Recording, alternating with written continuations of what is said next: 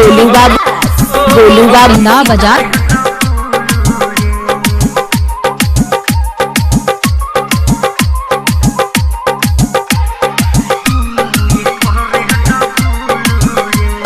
संकल्पा पूरा बरतिया पीके करे डबुलू रे, पीके करे डबुलू रे। संकल्पा पूरा बरतिया पीके करे डबुलू रे, पीके करे डबुलू रे। केहू के डांटे या केहू के बाटे सबके समझल बाबू रे। संकल्पा पूरा डीजे गोलू बाबू रे, पीके करे डबुलू रे। संकल्पा सबे छमारा पीके करे डबुलू रे, पीके करे डबुलू रे।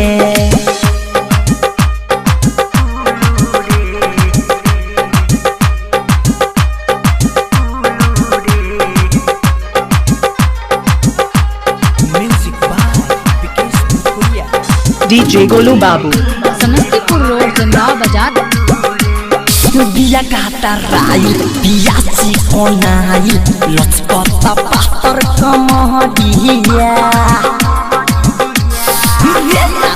आए आए बिया काटा राई बिया चिकनाई लचपता पातर कमहदिया।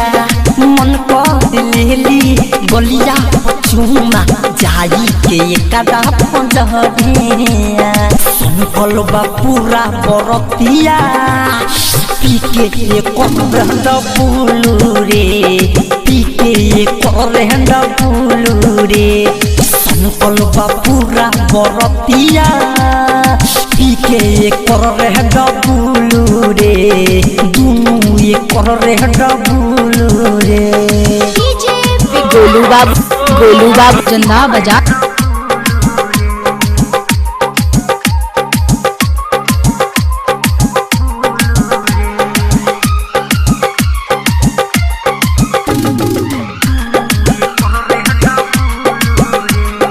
जब छोड़ी कूदे छुआ जाता कूदे संकल्पा अंकित कहला हो।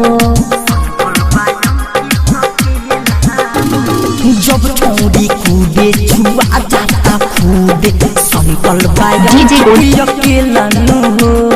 विजय विकसौ पगे मादा मादी कहे खालो हमर केला हो। राइटर दीवाना मिथलेश डीजे गोलू बाबू धुलू रे, जोपन भके धुलू रे। संकल्पा पूरा बरतिया पीके करे डबुलू रे, दुनू ये करे डबुलू रे। केहू के डांटे या केहू के बाटे सबके समझल बाबू रे। संकल्पा पूरा गमजुआ पीके दुनू रे डबुलू रे, पीके करे डबुलू